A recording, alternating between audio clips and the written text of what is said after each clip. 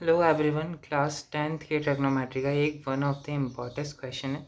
तो आओ देखते हैं कि इसे ईजीएस्ट तरीके से कैसे सॉल्व कर सकते हैं। इसे प्रूफ करने के लिए हम सबसे पहले एलएचएस का यूज़ करेंगे। यहाँ पे हम लिख लेते हैं एलएचएस, जो कि है अंडर रूट, जिसमें ऊपर है 1 प्लस साइन ए और नीचे है 1 माइनस साइन है। इसे सॉल्व करने के लिए हम क्या करेंगे, ऊपर नीचे 1 प्लस साइन ए का रैशनलाइज कर देंगे। तो हम यहाँ एक बार लिख देते हैं रैशनलाइजेशन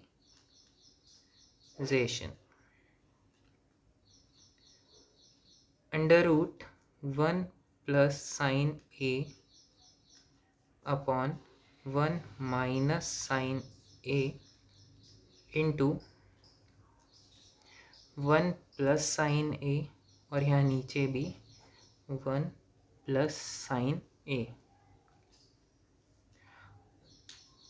अब जब हम इन दोनों का मल्टीप्लिकेशन करेंगे तो यहाँ पे हमें दिख रहा है कि 1 प्लस साइन है और 1 प्लस साइन है एक है, तो इनका होल स्क्वायर हो जाएगा। तो यहाँ पे 1 प्लस साइन ए का होल स्क्वायर हो जाएगा।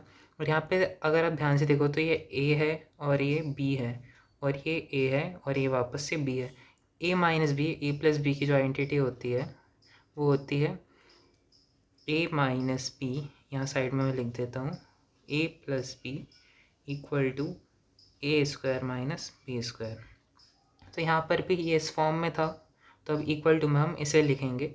तो ए माइनस बी और ए प्लस बी की जगह हम लिख देंगे, यानी कि 1 माइनस साइन है और 1 प्लस साइन ए की जगह हम लिख देंगे 1 स्क्वायर माइनस साइन स्क्वायर ए।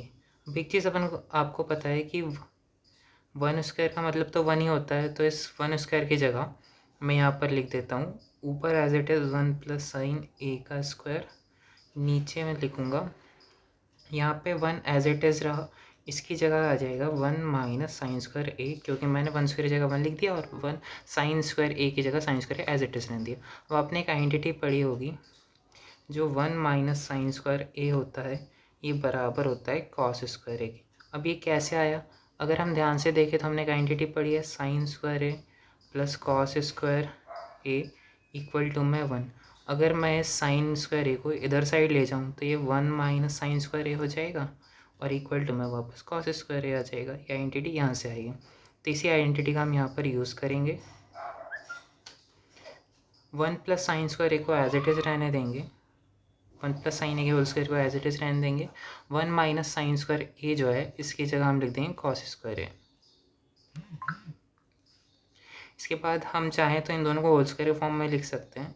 तो 1 plus sine A upon cos A, इस पूरे का हम होल स्क्वायर बनाएंगे तो इस स्क्वायर से ये रूट कैंसिल हो जाएगा। तो यहाँ हमारे पास बचेगा 1 plus sine A upon cos A.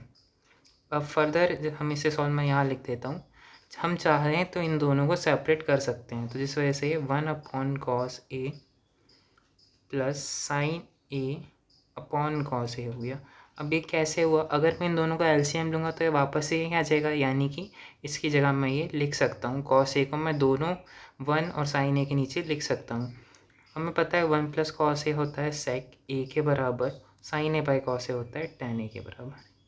यही तो हमें लाना था, तो ये हमारा RHS आ गया। Thank you.